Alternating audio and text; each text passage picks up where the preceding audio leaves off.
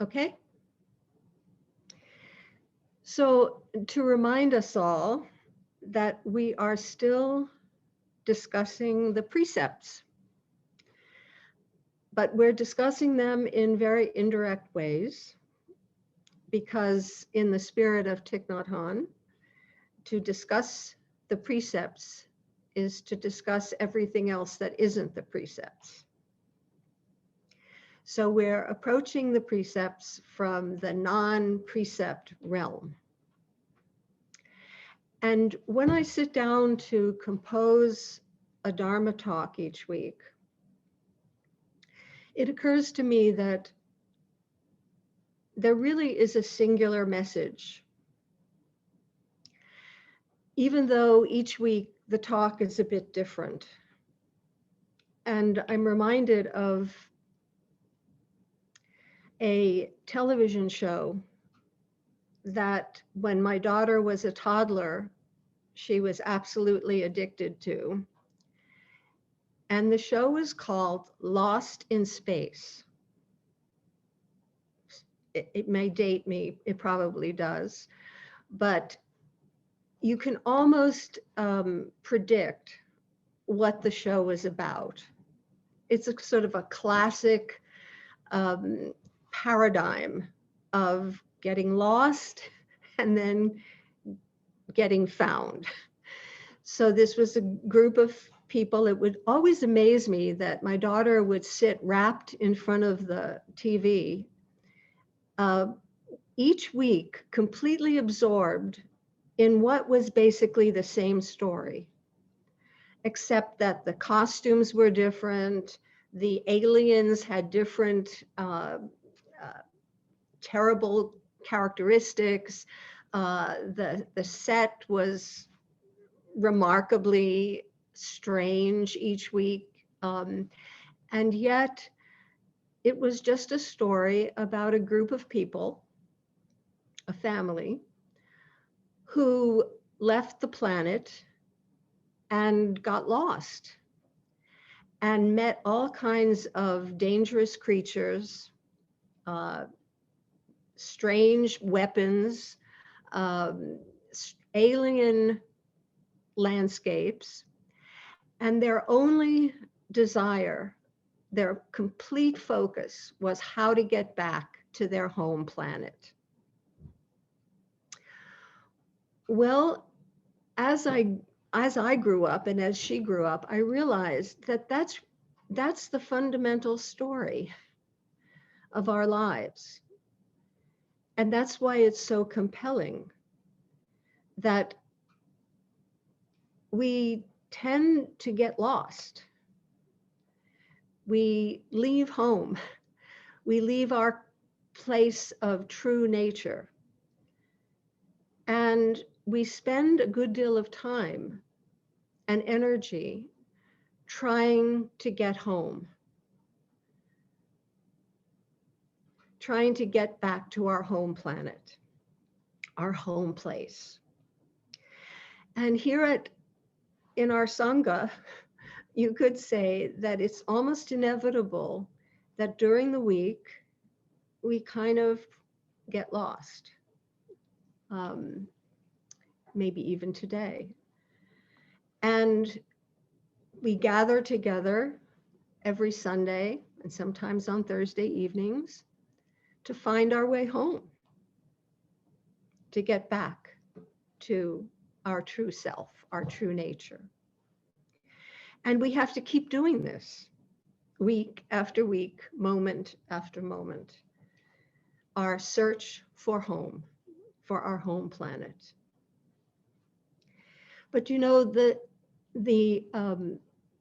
teaching is singular.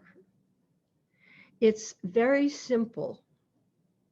It's be awake. It's just be awake.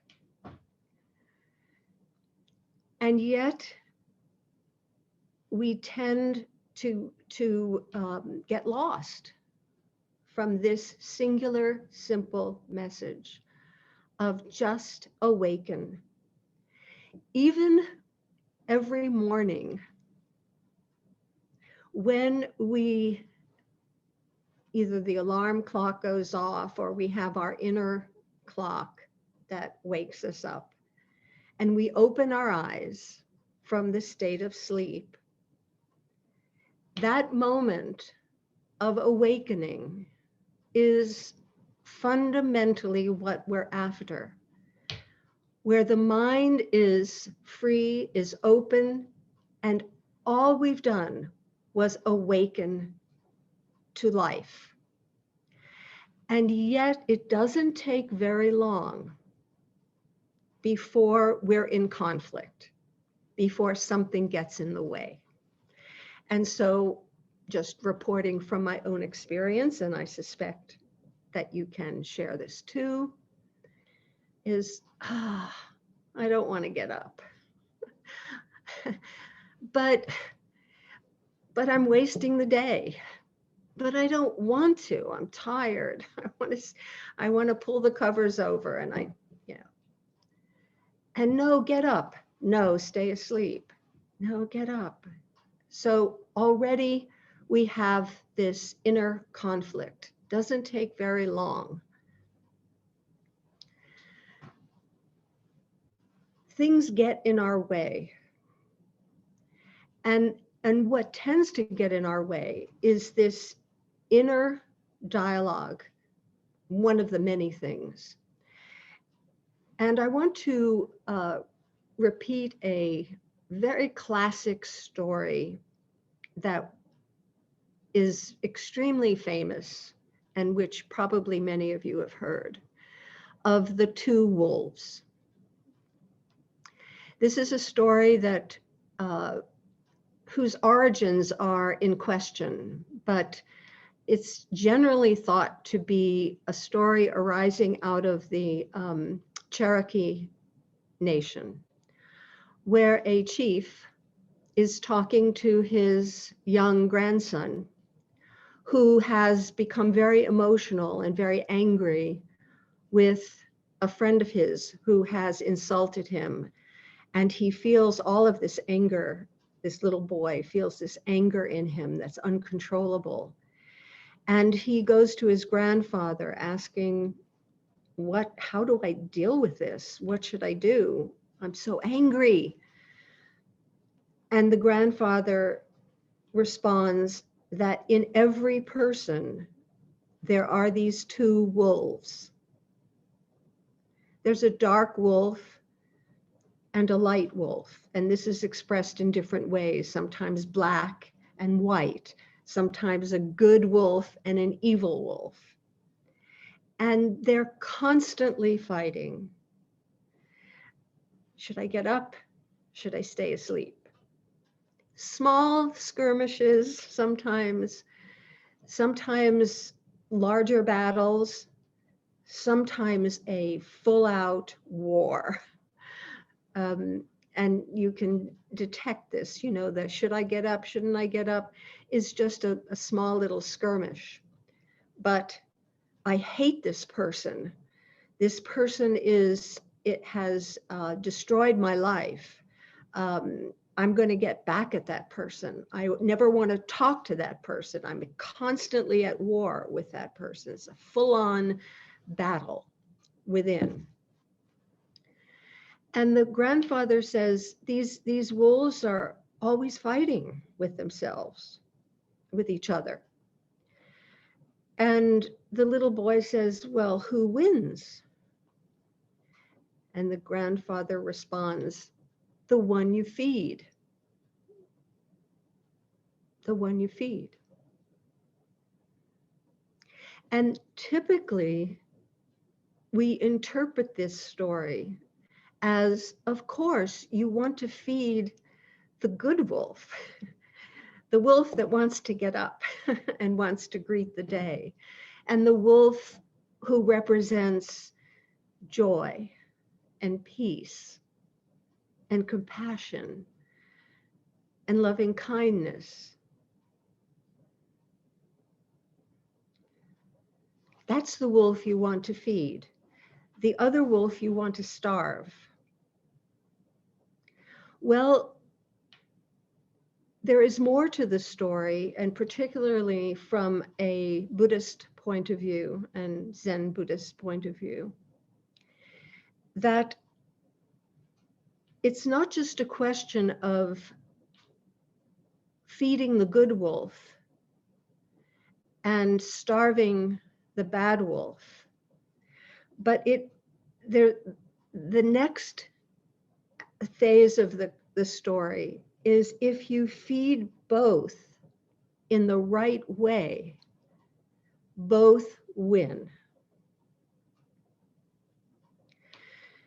So this may seem counterintuitive to becoming a fuller, more realized, more compassionate and wise person, that we don't want to feed the dark wolf.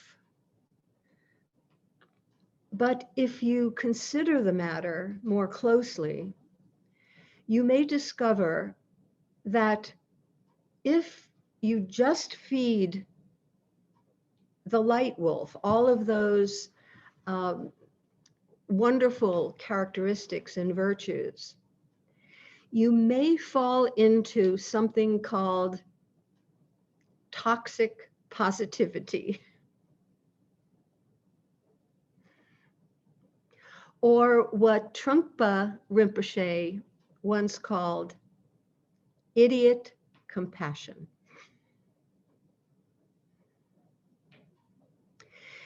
When you feed this white wolf, this light wolf, you may hear things like, stay positive.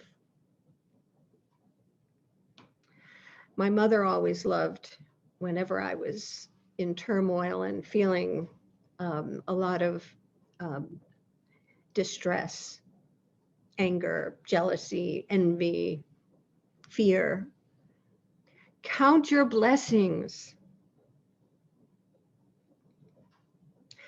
It could be worse. This is feeding the white wolf.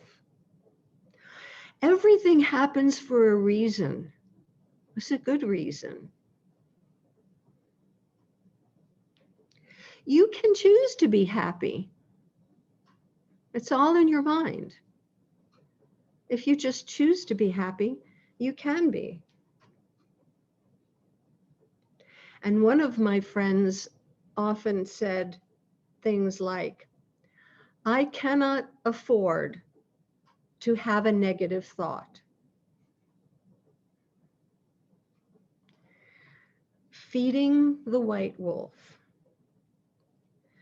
But why is that kind of idiot compassion, idiot joy, idiot peace? Because it doesn't go deeply enough into the full range of human experience. There is suffering, and it's real. If you feed the dark wolf, the tendency is to think that, for example, everyone lies, so I can lie too. Everyone does it. That's just the way the world is. You got to kill, so it doesn't matter what you kill. You can get away with this. You can get away with stealing this chocolate-covered ginger from the bulk foods section of Wegmans. You can get away with it. And I'm justified. I'm justified in stealing because Wegmans can afford, a half a pound of chocolate-covered ginger to be disappearing from their bulk foods. So I'm justified because they take advantage. They up the price of things. Their profit margins are too high. Or, we're all just animals anyway. It's just a fight for survival. So yeah, I can kill, I can steal, I can lie, I can express my anger. It makes me feel so good. It makes me feel powerful. So you can see that, and that leads to a loss of our humanity, to become bestial, basically. So if you feed only the good wolf, you might wind up in what we enabling, or some idiot form of virtue. And if you just feed the dark wolf, you lose your humanity and you suffer in what we might call, as we heard last week, the hell realms, the animal realms. It's very painful. So the story can end that if you feed both rightly, if you give both wolves the right food, if you nourish both in the right way, both can come together and end the war. The war doesn't have to be won or lost. It's not an either or. You have these conflicting drives in us. You know, wasn't it St. Paul in the Christian tradition? I think he said something like the good that I would do, I do not do. The good that I will to do, I do not do. But the evil which I would not do, that I do. And so this is a classic kind of battle. This is just pervades so much of literature, the good and the evil, literature, movies, you know, operas, every kind of aspect of human life is infused with this war, which is really fundamentally an inner conflict, which gets projected outward. So we can also admit that any kind of emotion, the good, the evil, is not so simple, that there is a mixture of good and evil, white and dark, that they are our emotional life is just as complex as our experiences. So when we say I'm angry, there's also an element of care in that, because we probably wouldn't become angry if we didn't care about the situation that we were in.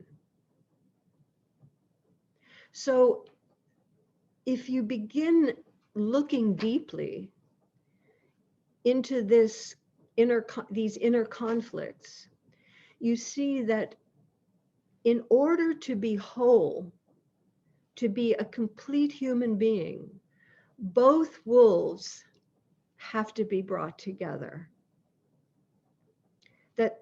That if you kill one, if you starve one, you're going to fall into an extreme of the other.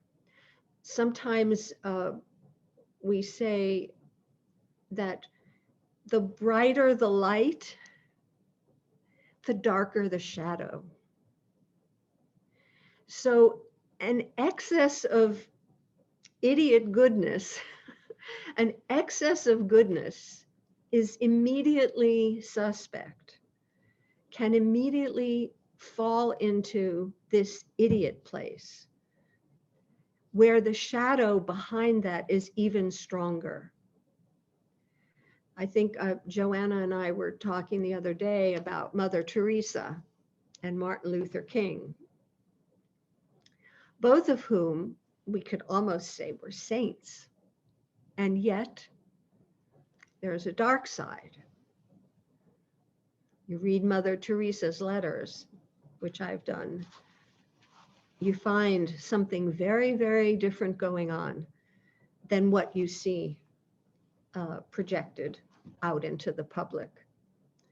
So this is not to say that we want to cultivate our shadow, but that we want to integrate.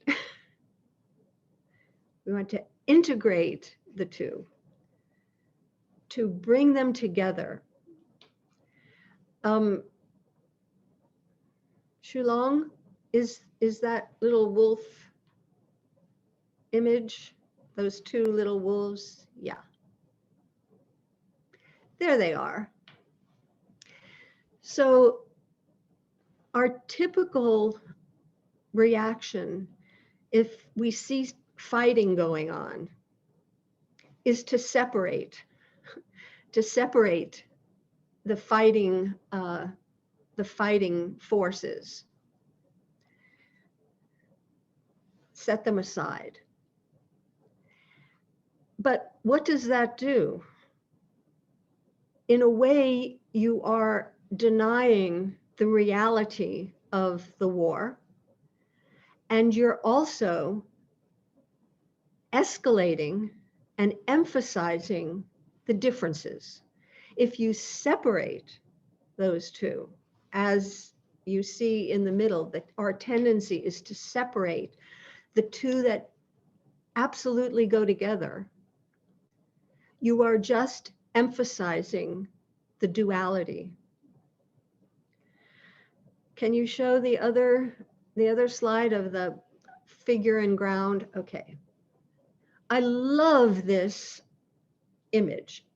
I work with it all the time, and I hope you will too, because I think it's extremely revealing. Visually, it reflects what our practice is all about. It's about the integration of all the voices within us, and seeing how everything is defined by everything else, the black and the white.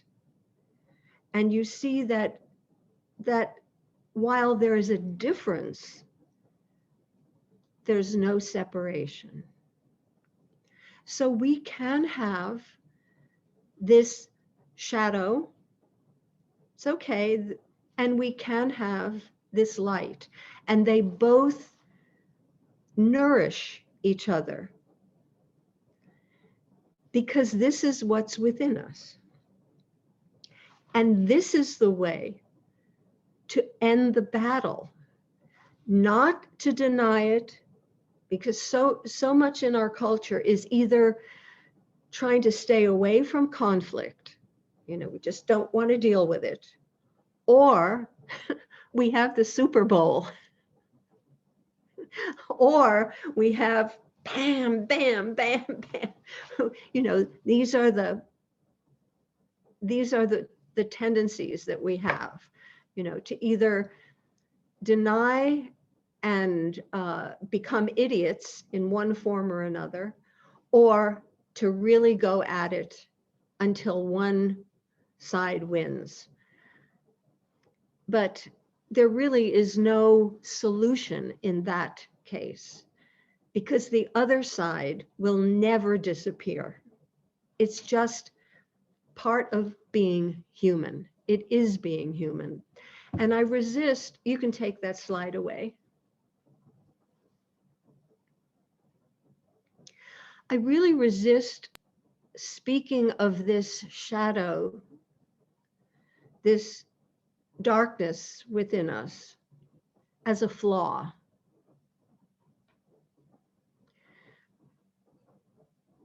And we often, we tend to say, well, as humans, we're all flawed. We have our imperfections.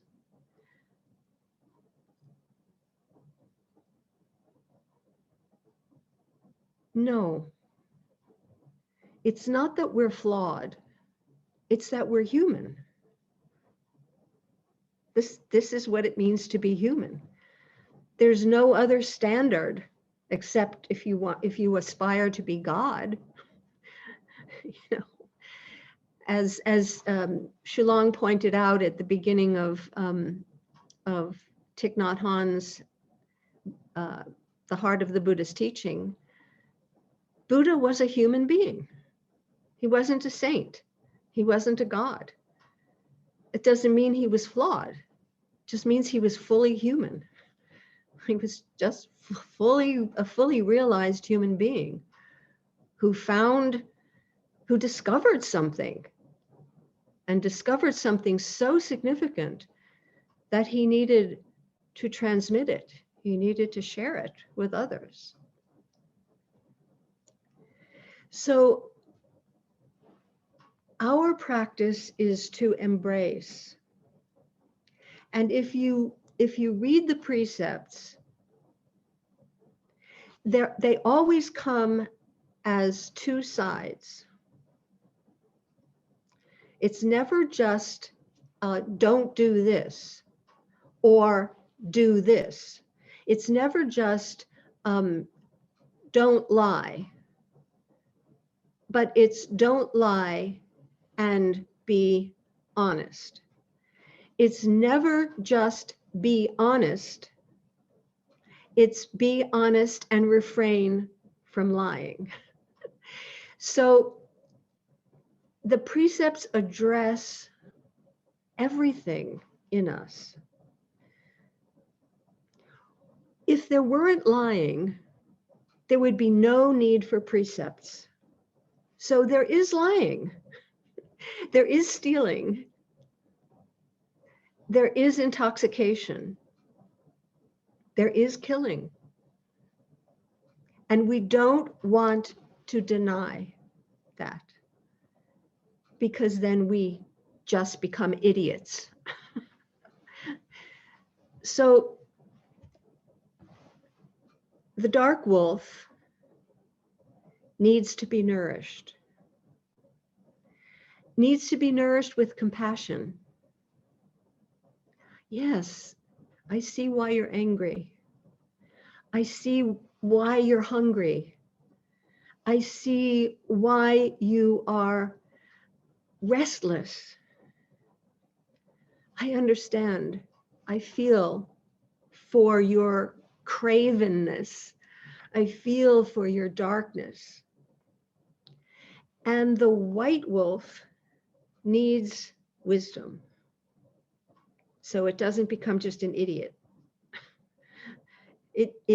The white wolf needs to be told, look, you may have to help someone by causing them pain, instead of just saying, oh, everything will be okay, don't worry. But to be really helpful, you may have to understand. To be really joyful, you have to go more deeply than just being a Pollyanna. So look deeply and don't settle for the surface. So feeding these conflicting forces in us, feeding them the right food so that both can thrive, both can become an integrated whole that we call Buddha. Don't think Buddha didn't have his dark side too. We read some of the stories about his life. So Carl Jung once said, I'd rather be whole than good. Good is, in the kind of idiot sense, is reductive. It leaves out a lot. So I'd rather be a whole human being than just a small and yet praiseworthy human being. And that is our practice. So when you wake up in the morning, there's this fight. I want to stay in bed. No, I should get up. No, I want to stay in bed. No, I should get up. Oh, yes, both. And that's why there's a snooze alarm. You can feed both wolves. Just press the snooze alarm, right?